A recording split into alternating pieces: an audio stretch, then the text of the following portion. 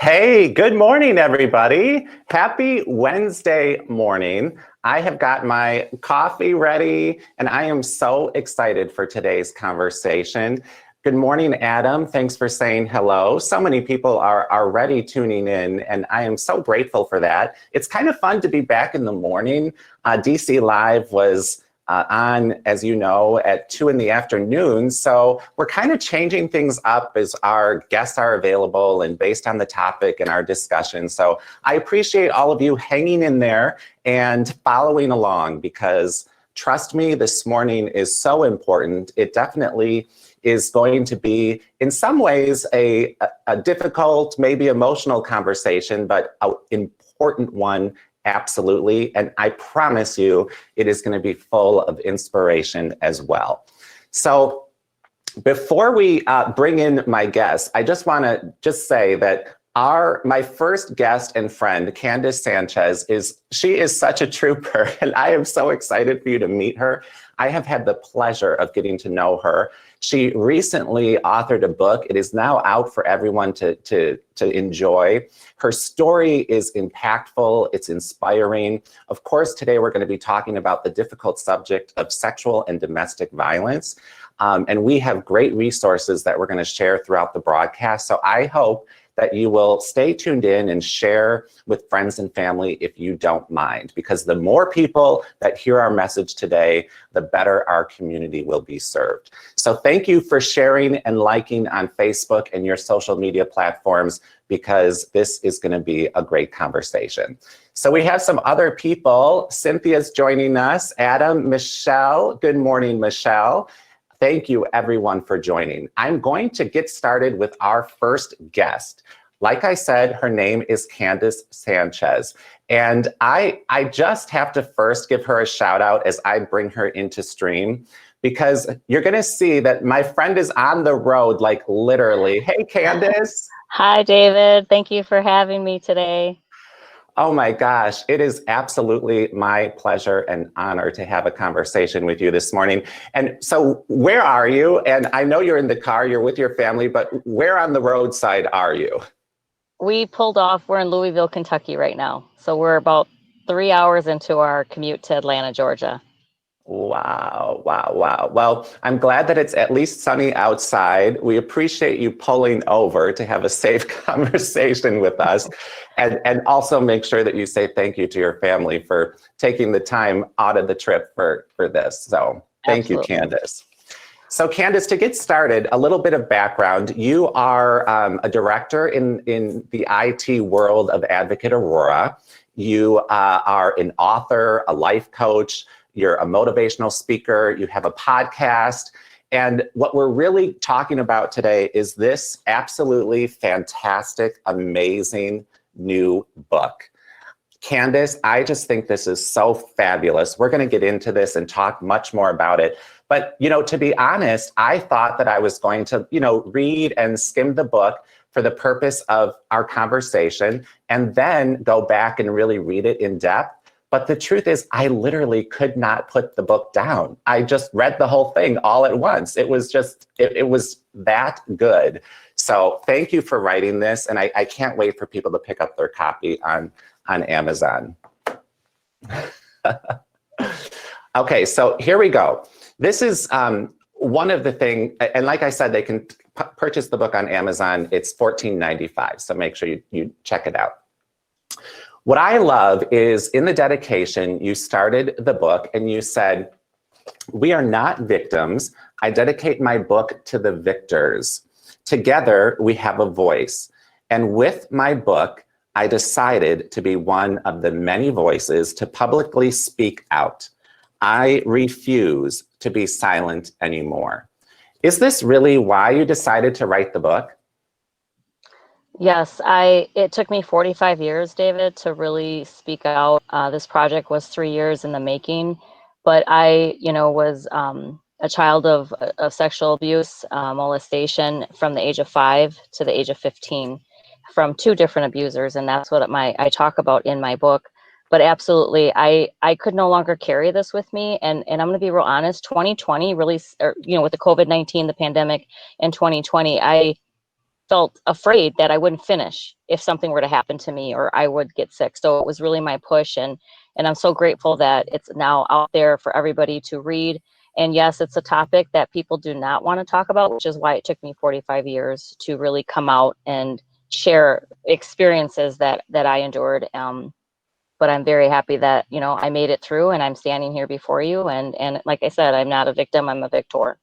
Right. Absolutely amazing. And it's interesting that the inspiration of 2020 was something that motivated you. I think it's encouraging a lot of people to step outside of their comfort zone in different ways. And so we're blessed that it really motivated you to come out with the book. So how long were you working on the book? How long did the project take you? It took me from July of 2017, and I submitted my final draft right before Labor Day weekend of this year, 2020. Before I Oh, headed to my cousin's wedding in Minnesota, I had a final editing to do. I did it in crunch time and submitted it, and that was pretty much the final product. wow. So this is like your third child. This is like my baby. Absolutely. I would definitely say that it has been a labor of love, and Yeah. so grateful for, you know, I had some eyes of family members kind of look at it. You know, I wanted feedback. My publisher was amazing. You know, I had somebody, one of my sorority sisters help me as well with more the grammatical and the flow to make sure things from the reader's eyes that it would be impactful. And I'm really happy with all of that. So Yeah, yes, very happy. and I will say that that is one of the things, you know, you don't want to necessarily think that a book that deals with this difficult subject and is such a like outpouring of your heart and soul on paper, you don't want to say that you couldn't put it down and it was so captivating just to want to keep reading. I mean that in a really, you know, profound and meaningful, important way. It was so well organized and written, and the story was told in a way that you got the information. And we're going to talk about some of the lessons that you pointed out. So you weaved in really important things throughout the book too, which I just love. How did it finally feel when you saw it for sale for the first time? Oh, I was so, it was at first, I think I had an anxiety attack, like, oh my God, this is really happening. And I had to like take a pause. I had to calm down. You know, the first person that I really hugged and gave a kiss to was my mom. She was Yeah. at home with me, and I went in her room. I tapped on her door and she said, "What's wrong? You know, you look like you just saw a ghost." And it was just kind of like, it just hit me that it was real and this was happening. And I think it was just like, it's finally, it's there. You know, so many people throughout the last 3 years have been asking, what's going on with your book? And, you know, I kept telling them, I'm still working on it. But that day was a great day. And then I just started putting it on social media, sharing the link with my friends, and the response has been phenomenal. I'm very grateful to the positive feedback that I've received. You know, you're not the only person that said, Candace, I read your book. I couldn't put it down. I had Yeah. to finish, which makes me feel good that, you know, like I said, with all the hard work that went into it, that the end product was really what I wanted to do. And people are really starting to have this conversation, which Yeah. is what I wanted. So yes, thank you. Yeah, for sure. I'm glad the feedback has been so positive. So let's get into the story. And you mentioned a little bit earlier, child abuse and sexual molestation began at the age of 5 for you. And you described it in the book as the TV room is where the sad, difficult, and ugly memories began. And this first experience and your first family member who abused you was Uncle Thomas. Mhm. And so throughout, I think that description of the TV room, you know, how do you remember that still in your mind? You know, when I was on this journey, the details are very vivid. You know, I remember, you know, like I said, nonchalant, just in there, no problem in the beginning, watching TV with family. That's what people do. But slowly but surely, that room started to change. The atmosphere, the tone started to change. So and then when it changed, I was, you know, 5. I was oblivious. I don't remember being taught, you know, the whole stranger danger or your body parts, or, you know, what we really instill in our children now, or what the educational system teaches us at a very young age about private parts. So And so I guess it happened, and I just wasn't sure how to react. But those details that I write in my book is exactly what I, call the infamous TV room, because that's where it all began. And it wasn't, like I said, from the memories that I have, it was when I visited grandma's house. So again, when you Right. go to grandma's house, it's, maybe on Sundays or every other Sunday. Thank God at that age, it wasn't every day. Right. Different in comparison to what I describe later in my book, with my stepfather. Right. And it's the first time in the book, I believe, where you point out one of the lessons, which I think is so important. And you said parents should be extremely cautious of what situations a child is exposed to or left in. Correct. Yes, correct.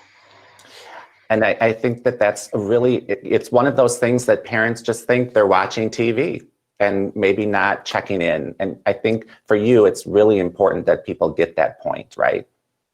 Right. I mean, you want to be able to trust, and you probably can trust, but it's just that point of check-in, making sure the door is always open. And I know as a mother, because of my experience and what happened to me, I probably was very, probably too controlling when it come to protecting my children. They wouldn't sleep at other people's houses. I would have sleepovers at my house. I was very cautious. If my girls weren't feeling well, some way, shape, or form in that area, sensitive area, I was like, drilling them. So, and I'm sure my kids were, scared, but at a very young age, they knew, because, as I speak about their father, Randy, and coming out to him, he was that advocate for me when I wasn't ready to speak out, and he didn't Right. want that happening. So, it's tough, but again, your experiences shape how you at least for me, how I parented. Right, that's so true. And then we move on to the summer of 1982. This was shortly before your 11th birthday. And you mentioned earlier Fred, who you grew up knowing as your dad, was your stepdad, as you described in the book. And it said that, your relationship was forever changed. I felt like I had opened the door and there was no turning back. What happened that day with Fred? Yeah, it was Father's Day. So, it started with an innocent, what I felt to be, a kiss or a peck, and it turned into something different, something more. It is what generated, and what I, just it felt a little awkward and uncomfortable. Didn't think that it would continue, or didn't think there'd be more to that, right? But that's where that whole changed. There was good times prior to that event that I talk about. I talk about forgiveness, I talk about, moving forward, but that moment shifted everything from that age of 11 until I was 15.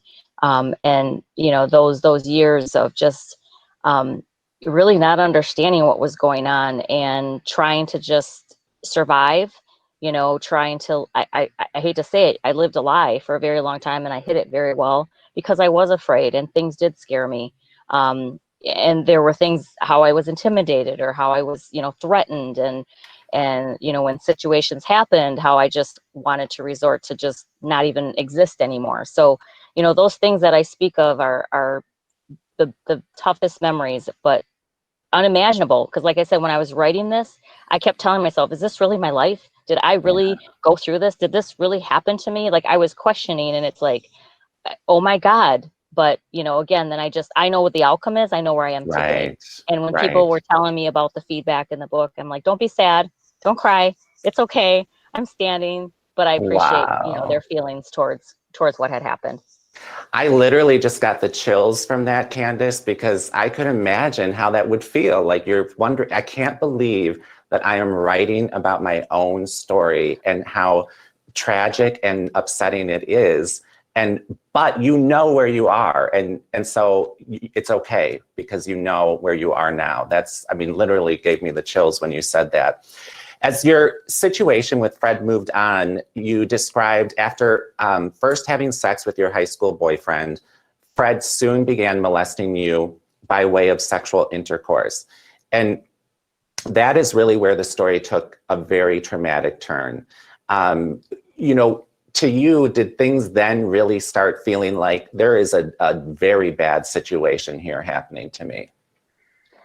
You know, honestly, I have to say it's very confusing, because you grew up to respect and honor your parents and love your parents, right? So I felt really torn. And I think for me, I just didn't want to hurt my mom. That was the biggest thing. Like I knew something wasn't right, and then just the false promises, it would never happen again. I'm sorry. And then it just became confusing after a while. And then it was controlling, and then it was, dictating what I was going to do when I was going to do it.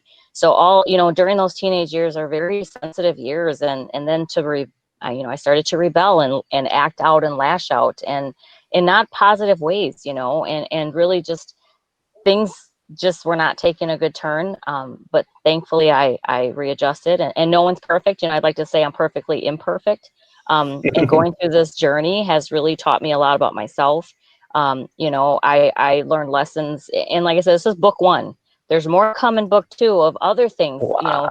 because choices that you make, you might hurt people on the way. You don't mean to, but it's just all part of your experience and your story and your journey. And like I said, we're Right. perfectly perfect. And that's why I talk about in my book forgiveness, because, people that do wrong to each other, one another, judgmental, you're going to have to answer to somebody for that eventually, and I just feel like, you can forgive, which I have, and I'm at Yeah. peace, David. I'm at peace.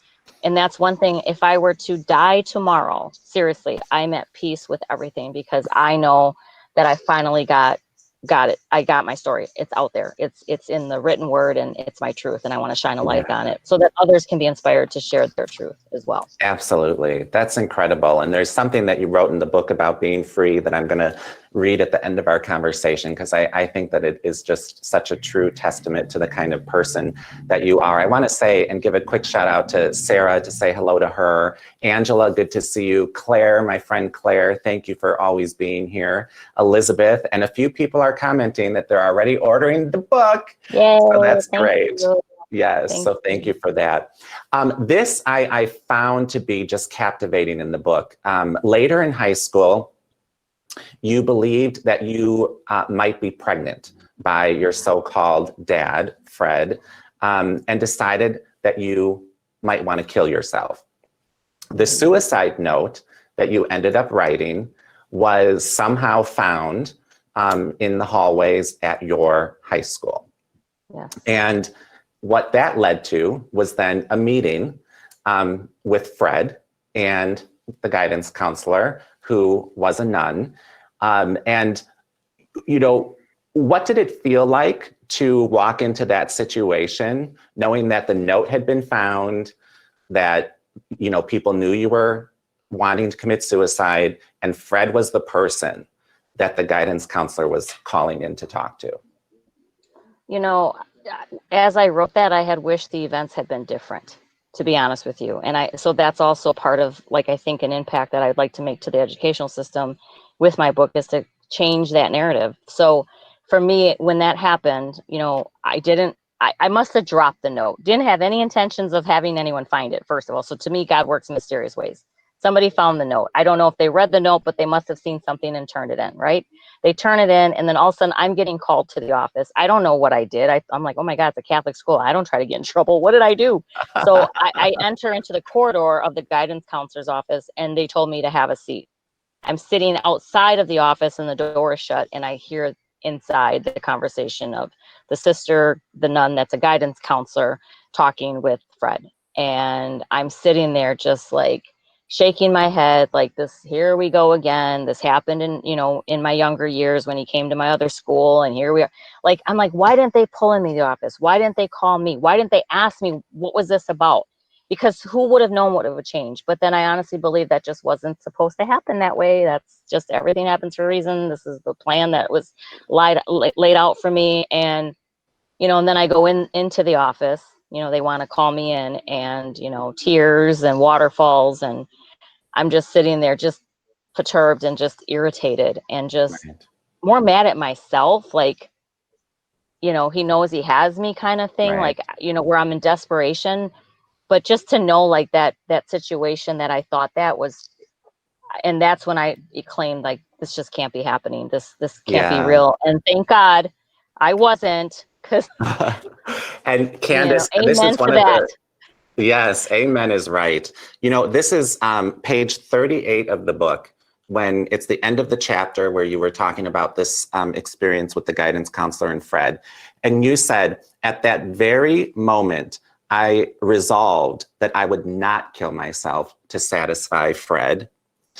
His ugliness, his lies, his deceit, and his fakeness. Rather, I decided to fight. I would survive whatever hell this was. I let go and let God. Yes, I did. Unbelievable. And like you said, just in high school with so many things going on, you know, to be in that situation. And as it turned out, you, in that case, you were not pregnant. Yes. So there was a big was fear. It didn't turn out to be a pregnancy. And you said around that time in the book too, a next lesson for people to realize is that, related to your suicide note, no matter what age the child is, rebellion is ultimately a call for help. Is that what you believe? I do believe that. I believe if there's some sort of just oddities with children, you know, I was demonstrating them. I really was. And I just don't think the right questions were asked, or the direct questions were asked. I think you have to be direct, and not beat around the bush. And again, it's those taboo conversations. People don't want to be blunt. They Right. just rather skirt around the topic, and, you know, I don't want to ruffle feathers. I don't want to get people in trouble, or I don't think we should really be dealing with the law. This is a family issue. This is a social issue. We need to change the narrative, you know?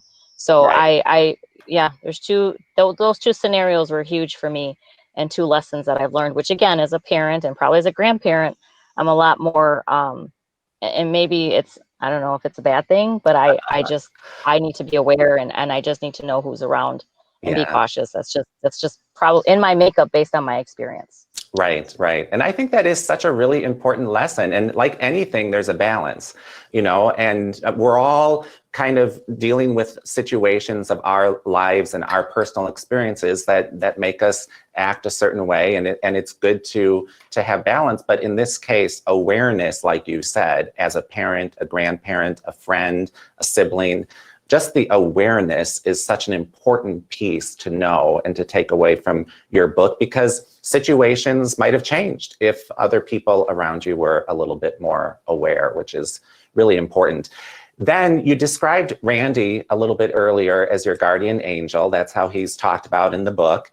And he was your a boyfriend that really changed how you felt about a relationship with another person, somebody that really was very, very special to you, and certainly a huge part of this story.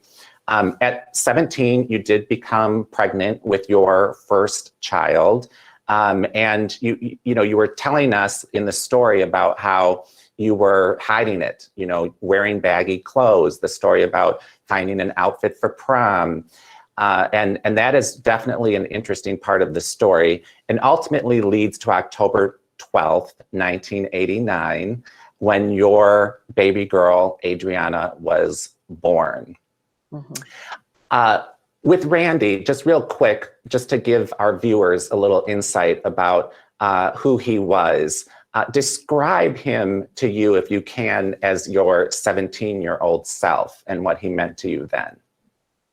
So, you know, Randy was, I'd like to say we were high school sweethearts. We met at the perfect time, you know, it was bliss. Randy was a wrestler. He was into sports, athletics, you know, he was funny. I loved his family dynamics that he had with his brother. I always wish I had a brother. So it just, you know, we kind of meshed well. You know, we joked. We had a good time. It was, you know, innocent love. It was carefree. It was spontaneous. You know, we hung out all the time. We were connected by the hip. You know, he was huge for me in my life. And I'm, you know, it wasn't perfect. There was, you know, a lot of craziness, but we were kids having kids, you know, when you think about it. And to dump everything that I did on him, I would run too. Well, you know, and I think he tried with everything, but, you know, I really, you know, I know that the reason why I told him was because I was afraid of what would revert back. Right. And then just, you know, him trying to understand he's going to be a new father, you know, I'm pregnant. He was trying to break it off. You know, we could still be friends. I wasn't having it because I'm like, no, absolutely not. But Randy was a force to be reckoned with in my mind, and I'm Wow. very grateful that I have him as the father of my children. So yeah. And So you describe conversations that the two of you would have in your car, in the parked, things that you were talking about, discussing about having your first baby. And then in January of 1991, your second daughter was born, Victoria, correct? And that was also kind of a point where it led to the next really big part of your story, because up until now, you had always said that you hadn't told your mom, you were trying to protect your mom, you didn't want her to really know the truth about what was happening with Fred and this other family member earlier. And then that led to Valentine's Day. So soon after Victoria was born in January, Valentine's Day comes, and you finally told your mom. What was that like for both of you, really? David, I'll be honest. I think I have a mental block with that day, because Yeah, it was, my hand was forced. I was afraid, and I just know that I must have said it. I don't even remember how I said it, but I said it, and I think it was more shock. And then the next day and the day after, I just remember Fred not being around or moving out and just being gone. yeah, Um, but again, it was that period of time where, when I say Randy was a force to be reckoned with, is basically he kept trying to instill in my head, like, he shouldn't be around our kids. I don't know, why aren't you telling, this isn't right. You need to do something about it. And I wasn't sure what the resources, the tools, how do we go about doing this? And right, there wasn't anything and I guess, again, maybe I wasn't ready to face it. I'll just be real honest. I wasn't. I kept skirting the issue. I was the one beating around the bush. I was the one being right. indirect. That's what I was taught my whole life, right? So it just, I wasn't ready. And, he finally put his foot down. I finally told her. He was removed. I'm not gonna lie, he was in and out still in the lives, coming to events Right. and being around. But yeah, as we finally, things changed, life started to change, and I moved, then the relationship was pretty much severed. Wow. And this is all part of like the roller coaster of your book.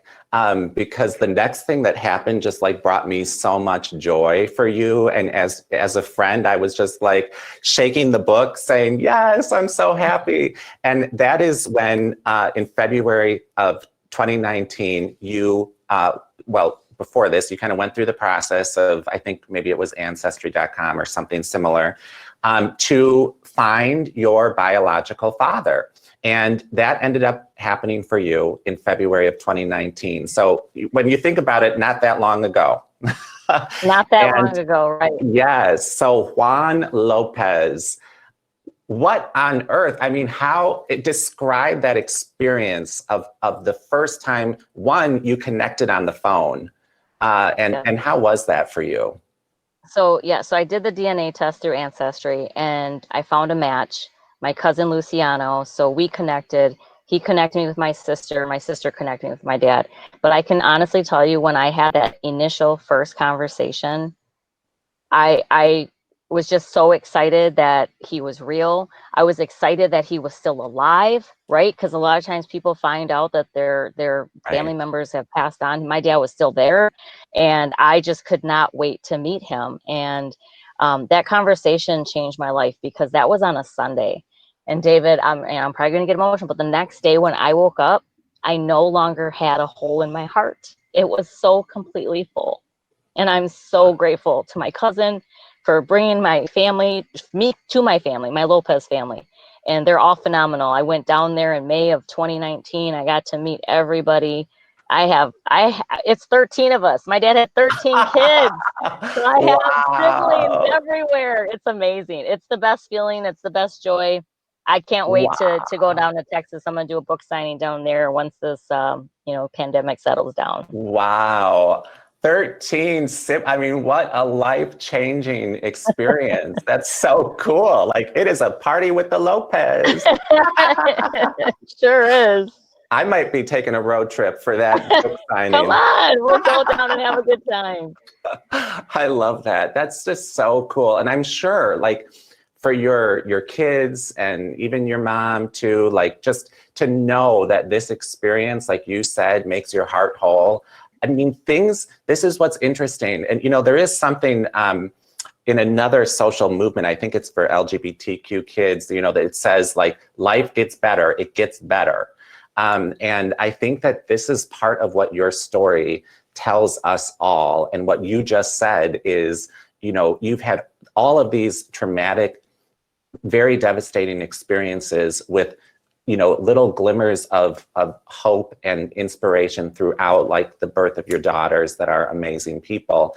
But then to get to this point of a whole heart because of this new family that you have found is just unbelievable. That's so cool. That is so, so cool. This is another thing, Candace, that I love as we wrap up our conversation. In the foreword, it says, the person who wrote your foreword is who? Jeremy Chavez. Okay. He said, stories like Candace's remind us how important it is to have hope.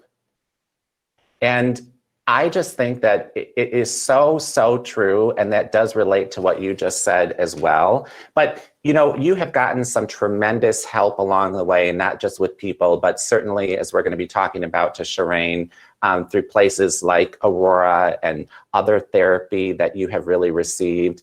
How has all of that support really influenced how you've been able to hang on to hope? Yeah, so I feel I'm just glad that I had great people around me throughout, regardless of what I was going through.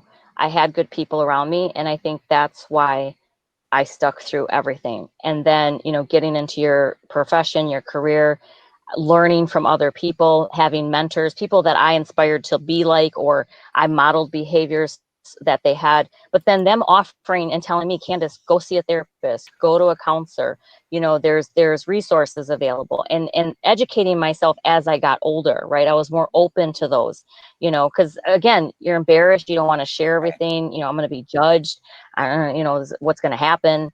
But again, having all of that, and I'm very strong in my faith, just been trying to practice, just be more faithful and just be a good person and just give back. I'm all about giving back to the community and those that, need help. That's always been in my heart, a call of service, call of duty, a servant leader. So, I didn't get here by myself. I contribute my successes to a lot of the great people that were around me, which is why my dedication was so long.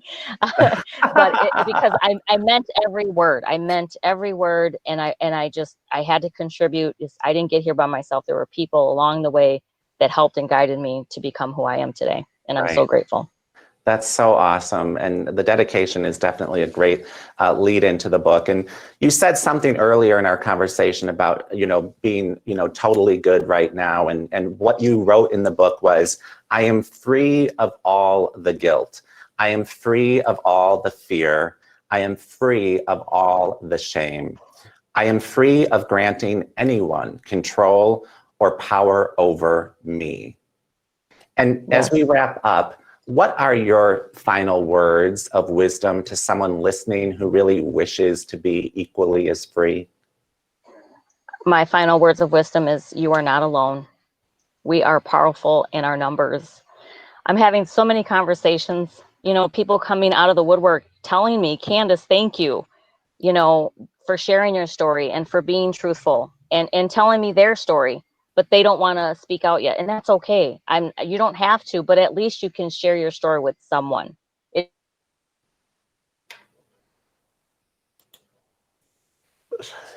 Oh my gosh. And literally at like the perfect moment, Candace was lost in the highway of on her way to Atlanta. So I gotta say, I'm so glad we made it that far in the conversation, because we started out at a pilot gas station in a Denny's, and I asked her to move to her car. So we were being watched by above to make sure that we could have this conversation with Candace. I did want to show one more thing though, and I don't think that Candace can still hear me, but I do want to share one more thing that I was going to close with her. Candace just has the most fabulous mom and daughters. This is a picture of them at an event they went to for Michelle Obama here in Milwaukee. And they're just such a great, great group of people. And I just wanted to make sure that everyone saw some of the other most powerful women in her life too. And I think that Candace is back, but I just want to say, hold on one second. She's black and white, but Candace, there you are. Hi. I said to everybody, I'm like, we lost Candace at literally the perfect time because we were done. I was shocked that we made it this far, but thank you for coming back in. I just want to say, Candace, this is a gift to all of us. And we are so lucky and so blessed that you were able to open up your heart and to tell the truth and to give us insight into these important lessons. So thank you so much for everything today, for pulling over for DC Live, to your family who stood by for the last hour or so.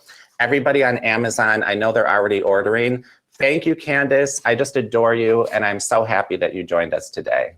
Thank you, David. I appreciate you so much, and we'll be in touch soon. Appreciate you. Thanks, everyone, for watching. Appreciate everyone's support and love. Thank you. Drive safe. I'm going to see you with those Lopez's in Texas. Oh, yeah, we will. We'll be talking. Take care, Candace. Be well. Bye-bye. So great. I'm glad that she logged back in to say goodbye. So next I'm going to pull in just another fabulous person. My friend Sharain is here to speak with us. And Sharain, as I bring her into stream, I just have to reorganize because she was going to be first in our conversation. Hey, Sharain. Hi, David. How are you? So good. Looking fab in purple. Thank you, David. Wasn't that just fantastic to hear from Candace? I was getting chill bumps as she was talking. I mean, her journey, her passion, her messages to survivors, just wonderful.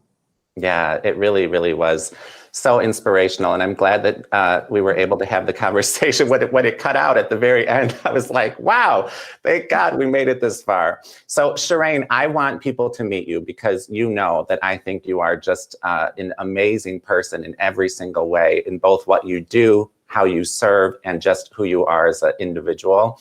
So I was so excited that we were going to have this chance this morning. But I want to let people know that officially you are the Executive Director of Well Community, which is a part of Advocate Aurora Health. We're going to talk a lot about that. I want viewers to know too that it is, you can find probably the easiest way to find some of the resources we're going to talk about today is just to go on to Facebook to the Aurora Healing and Advocacy Services page and just find all the information there to link to the website where a lot of the information we talk about today is. Thank you. We are going to continue this conversation about sexual assault and domestic violence. And we're going to start by really bringing to light, what is the real world situation as we're all dealing with this pandemic.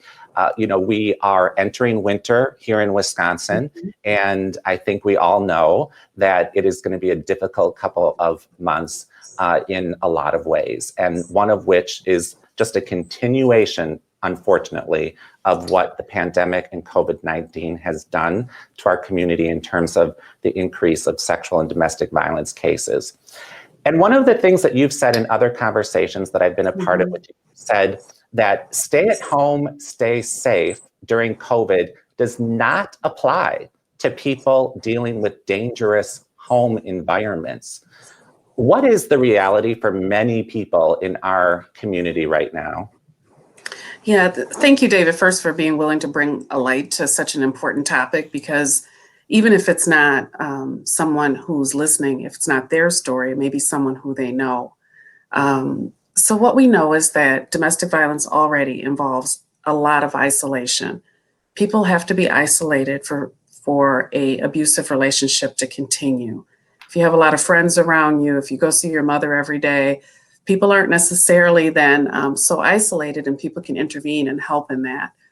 When COVID began, it put a lot of people that already may have been experiencing isolation even more isolated. So now we're told to stay in our houses. All of our jobs were closing. We couldn't go to the church. We couldn't go to restaurants. We couldn't go to our girlfriend's house because we were worried about getting COVID there. And so I think it's important for people to realize that that level of stay-at-home order that we had and continue to have has continued to push people into even more isolation. People don't have their job to go to. That's one way that we know it's significantly increasing our domestic violence numbers. Right. And there's, one example, and this isn't even now like super recent, but the Milwaukee Journal Sentinel reported, this was back in April of 2020, the number of domestic violence reports was 28% higher than last April. Now we're almost 6 months beyond that time. Mm-hmm. And what do you think that some of the reasons are for both domestic and sexual trauma cases to be at their all-time highs right now? I think one of the points that Candace brought up that's really important for us all to remember is that home isn't always safe. Mm-hmm. People are relying a lot more on other family members, friends to help out with their children. And again, that isolation in the home. So I love the point she brought up about where schools have a level of intervention that can keep children safe. If our children aren't going to school, that's a safety net that's missed. Right. Like keeping people in the home where there already may be stressful situations, incomes are down, people are struggling financially with food insecurity, job insecurity, workforce issues. It's putting people at high risk of stress and at more risk for domestic violence. And certainly assault services. Exactly. And concerns about, like you said, childcare, unemployment, eviction, especially coming up, perhaps at the beginning of January is going to be a real tough time for people if certain things don't happen before. And another thing that was said in May 2019, there were there were 4 domestic violence deaths in Milwaukee. And in May of 2020, there was 23. And these are situations that you're dealing with your team on a daily basis. I saw this in an article recently too, Sharain. The executive director of the Hmong American Women's Association, she had said, if you're trying to leave a relationship in the midst of this pandemic, and if you have a roof overhead, even living with your abuser, that can be better than on the streets. Those situations considered, what are some of the things that you and your team have adapted to during COVID so that victims and survivors can be well taken care of, at any time of day or night? Yeah, so the first one that we implemented, and lucky it was up and running in time for this whole pandemic mess that who could have foreseen that happening, is our text line. So we know that people are isolated in their homes. They may not be able to pick up the phone and call for help, but we do want people to know that our text line is a 24-hour phone call if you're able to. If not, you can certainly reach out and text us with that information to ask questions about what are the resources out there. I definitely want people in our community to know that the resources haven't stopped. And if home is not a safer place, please reach out to us. Even if it's not today that you're looking for help or looking to leave, the first step is knowing what's available and knowing that there are places that you can come, there are places you can talk to, there are places you can get therapy still, that we are still here for that. Our Bruce Street location, Candace mentioned, the Healing Center for Survivors, is another opportunity. So we are providing virtual counseling services. We want people to know that even in the pandemic, we are still here to support. That is consistent across our state. All of the domestic violence, sexual assault agencies are still providing services.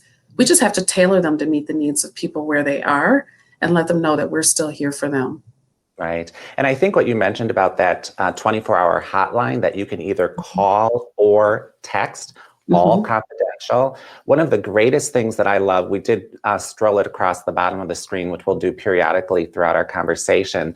But it is one of the neat things that you pointed out about this phone or text line, the hotline number, is that the texting is so key because, like you said, people are now maybe trapped in situations where picking up the phone and someone listening to them talking through the bedroom or closet door isn't going to be safe. So allowing them to be able to now text to this hotline in a more discreet way, if they're in a difficult place or with people around them, I just think is a lifesaver in so many ways. In fact, you did let me know that the 24/7 crisis hotline and text line in 2019 took 3,215 calls or texts that were responded to. I mean, that's a big number. So I think that's fantastic. And in the your healing services, and again, people can find a lot of this information on the Facebook page that will link to the website for Aurora Healing and Advocacy Services. But one of the things you say is this is a single source, and this is what is so important to people that are served by your team. A single source offering emergency care, counseling, emotional support, and forensic nursing. It's so great because you really help. You provide this individualized care to help survivors, like you say, and this is what I love about you, Sharain. You say to reclaim joy and peace of mind. That's right. That's right. And we also want people to know that we're here at whatever point in your journey. We know when people have experienced child sexual abuse, there often are years before they disclose and reach out for services. So we're here at that point. We're also here from the beginning. If something happens or someone is injured or hurt, we want them to know that our hospital is still a safe place and that we're still here to provide that service. David, we also can provide advocacy. So if people feel like maybe I want to report something that happened to me years ago as a child, but I don't even know where to begin, we want them to pick up that phone and call us so that we can support them wherever they are on their journey, to make sure that they receive the resources that they need when they want them. Right.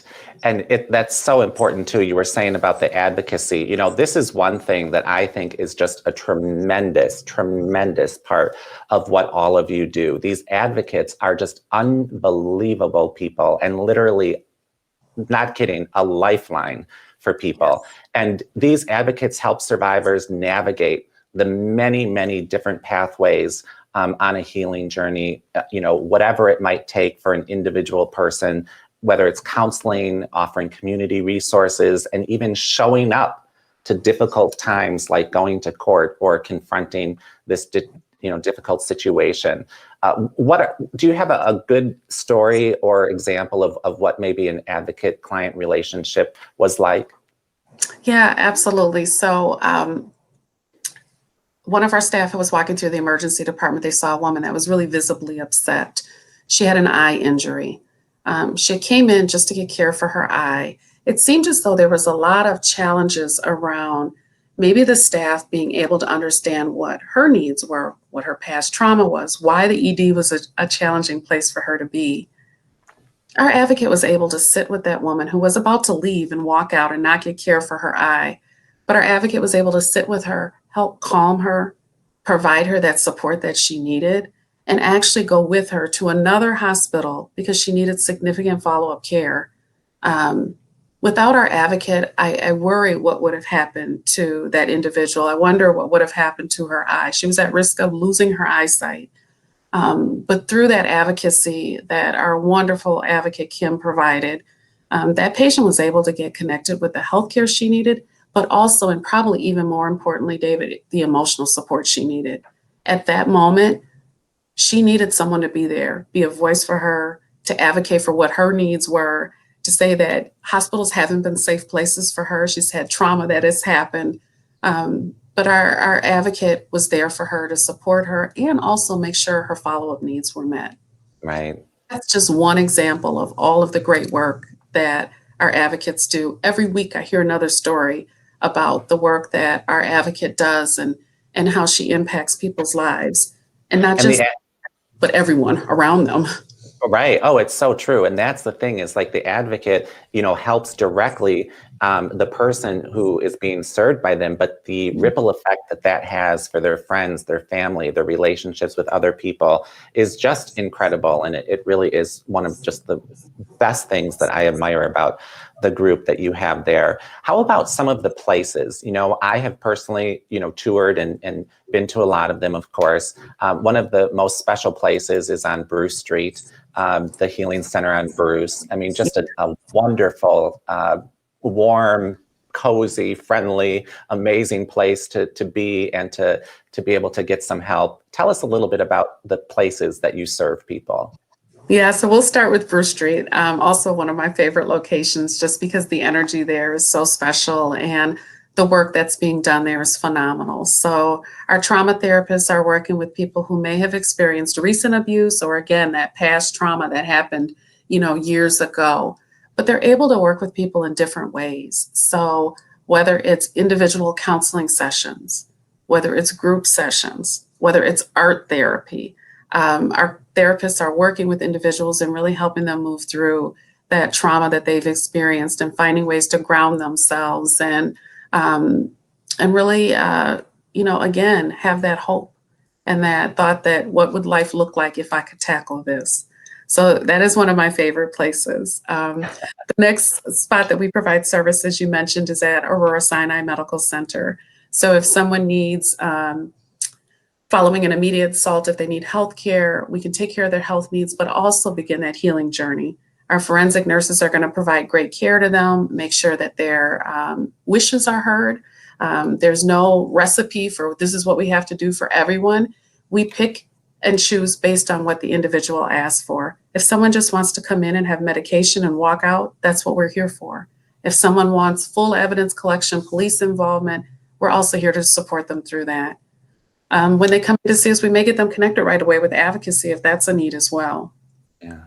Sharain, one question I wanted to Sure. ask, because you brought it up, is what are some of the benefits of seeing a forensic nurse? Oh, thank you for asking that, David. So forensic nursing care is really important because of the way forensic nurses can properly identify, document injuries, and also be an expert witness to injuries, sexual assault, domestic violence, strangulation, human trafficking, child abuse, child sexual abuse. We're here to provide really unbiased information about the crime that occurred to you. Mm-hmm. So forensic nurses are going to document your injuries. They're able to take photos of your injuries because maybe you don't want help today, but what if in 6 months from now you want that help? Mm. Make sure that all of your information is properly documented. If there's evidence collection to happen, a forensic nurse is especially trained to do that.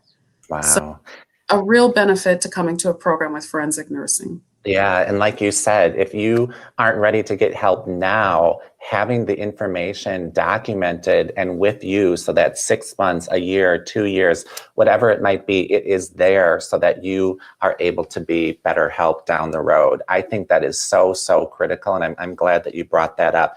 And here's another thing I think is so important, and you're always so wonderfully spoken about it. If somebody is struggling with emotions from a sexual assault that happened years ago, earlier in their lifetime, what would you say to them today to encourage them to get some help? Yeah, I would say to them that the sexual abuse that happened a long time ago can continue to impact us throughout our lives. And I think you, in the story with Candace, just sharing her journey is a perfect example of how it can continue to impact you until you address it. And that trauma sits there and it leads to more trauma and it leads to unhealed wounds that can pop up later in life. So we want to encourage people, if you are still struggling with something that happened years ago, please reach out for help. Know that we're here for you to help. And I've seen a couple of our trauma therapists pop up on our chat here. But hi, Simone. We definitely want to make sure that we're here to provide those resources to people and for them to know that what they've experienced, you know, we're here for you. You're not alone in that. Candace's story is a perfect example of that. Yeah, it really is. Some of the other things that you work with people on that I just love, you have your Safe Mom, Safe Baby program. This is something that helps pregnant women and new moms, of course, get the much needed support after typically a domestic violence situation. Tell us just quickly a little bit about Safe Mom, Safe Baby. Yeah. I love it. program. It's also one of my favorite programs. It's really near and dear to my heart because we know that pregnant women experience violence as well. Women who have recently delivered may be experiencing violence, but they're not only are they the victims, but we have to worry about their children as well. So we have a program that provides support to women who are either pregnant experiencing domestic violence or recently delivered and experiencing domestic violence. We want those moms to be safe and have a healthy birth outcome. We pair them with a nurse case manager who follows them throughout their pregnancy, connects with them, makes sure their needs are met, that they have transportation to their doctor's appointments, and that their basic needs are met, but also provides that safety net so that they have someone to call, that they know this is a safe place. I can talk about what's going on, and everything again that happens is my choice here. So Right. my favorite programs because of the potential reach. Right. Helping moms, but their babies as well. Yeah, that's so, so special. We did put up also just now this the website. This is in case anybody is inclined during this wonderful holiday time of year to make a donation to give.aurora.org. Super important, and I'll leave this up for just a little bit. Sharain, the other support groups that you offer, one of them, very, very important, is a men-only support group. And it's important for viewers to realize that 5 to 10% of men report being a victim of childhood sexual abuse. And I often think, it's said that male rape is vastly underreported due to things and feelings like shame or guilt, fear of not being believed, or fear of being criticized. Maybe about some of the myths and prejudices about male sexuality. How do you find, hopefully, that this male-only support group, has it really been serving more people? Is it something that's become more mainstream as we talk more about it? Well, that's always our hope. While we definitely know the numbers of men that report are significantly lower than women who report, this male support group is providing a support network. You're not alone. When you're in a room with a therapist, when you're working with a group, and you have that support of people who look like you, and realize that once again, I'm not alone in this, and they're able to articulate those same feelings of guilt and shame and sexuality questions based on the trauma that they've experienced. That's how we start healing. Right. We want men to know that we're here for them as well, that what has happened to them is no less important to heal than what's happened to anyone else that's experienced violence. It's really important to reach out and know those resources are there, and we can begin that journey to move forward. Yeah, so important. And some of the other things that you mentioned were these creative healing groups that I love, like art therapy. You even have some pet therapy programs, lots of different, more creative ways of doing therapy with people, meeting them where they're at and what they respond to best. Amazing counselors running those programs too. This emotions and assertiveness boot camp, I think that is just a way of getting people to a good place and understanding their feelings that are associated with what they're going through is so, so important. And all of these things you can easily find on the Aurora Healing and Advocacy Facebook page that will bring you to their website. We talked about the crisis hotline. We also talked a little bit about the healing centers themselves, advocacy, and how about getting involved? How can we make sure that people that want to be a part of this really important work can get involved? Yeah, and thank you, David, because you are a wonderful supporter of the Healing Center. And I know there's a lot of good people out there that may want to get involved and may want to help. We do have volunteer opportunities for advocacy. So we have a volunteer advocate program that helps support our program, answers our hotline, certainly calling that same number, the 414-219-5555. People can get involved. If people just want to give one time, if you want to give $25 or have your kids do yard work to give $25 to the program, giveaurora.org is the site that you can do that at. So we're here and we can't do this work alone. And David, is really through individuals like you being willing to support this mission, share the information, share this video on your site, let people know that we're here to help. That's how we can help improve our community and the trauma that's happening in it. Yeah, I think that's so great. And sharing is just the biggest part. They can share our conversation today. They can visit the Facebook page, visit the website. All of the ways to volunteer are definitely available for people to get a part of. You know, it's been just such one of the greatest privileges and honors to be a part of the Giving Circle with all of you. And that's how we met. And, you know, we've been, one of my favorite things is, of course, Hope Shining Blue. And, Yes. you know, we look so good on stage together, Sharain. I know. But I can't wait to be with you again at Hope Shining I Blue, know. because that is just such a great way where we are able to celebrate and have such a wonderful experience with uplifting and really showcasing more stories like Candace's that are super, super important for everyone to hear. And like you said, I just want to make sure that give.aurora.org is at the top of everyone's mind. Make sure you share this broadcast with your friends and family and your community of networks, because what Candace and Sharain, you have shared today is definitely something that can be life-changing. It can literally take someone to a place where they can start a healing journey with all of your wonderful, amazing team members and get to, like Candace said, a place where she is free and where her heart is whole. And I think that when she said, I was writing my book thinking, how could this have happened to a person? And it was her. And then she realized in the writing that I can write about this, I can talk about it because I know the outcome and I'm okay today. Yes, yes. Is that what gives you the drive every day to do what you do?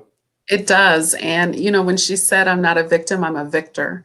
That's the message that we want people to know, is that while it may be bad today, it doesn't always have to be bad like that. And with the right healing and moving forward, and whatever your journey looks like, it's different for every person, you can get to that. I thought that was such a powerful message. Yeah, such a great message. So thank you, Sharain. I just love starting my day with you. We'll do it more often, hopefully, soon in person. Yeah. No, thank you, David, for everything you do. Oh my gosh, just an honor and an absolute pleasure. So enjoy the rest of your day. I hope to see you soon. And thank you again, Sharain. All right. Thank you, David. Good to see you. You too. Take care. Be Take well. care. Bye-bye. Bye-bye. So thank you, everyone, for joining us today. I just know that there was a lot of emotional parts of the conversation, things that are difficult to talk about, but hopefully just very, very important for everybody to hear and to share with friends and family and the community. I just believe so much in these two people that I talked with today. And like they said, they're only made possible by not only support and help from all of us, but their friends and their family and the people that work with Sharain are just the most upstanding, amazing professionals and individuals that you will ever come across. So make sure that if you need to find out through the Aurora Healing and Advocacy Services Facebook page, hotline number, opportunities to get help and to volunteer as well. I also just want to make sure before we sign off today, first to give you a big thank you to everyone for being a part of the conversation and our friends commenting and joining us. I do want to let you know that starting on Monday, we have some exciting holiday news to share. I will be starting a new feature called Milwaukee's Most Fabulous Holiday Entertaining Tips. And this is going to be found on my website, eventsbydc.com. Watch social media because there'll be a lot of fun things for you to interact with this great new feature, Milwaukee's Most Fabulous Holiday Entertaining Tips. And lastly, before we go, please don't forget to shop for your gifts on my new website, stylebydc.com. So thank you again to Candace and Sharain and all of my friends at Advocate Aurora and the Aurora Healing and Advocacy Services. It is just a pleasure to serve alongside all of you. Thanks for joining us on DC Live, everyone. Have a really terrific Wednesday and enjoy the rest of your week.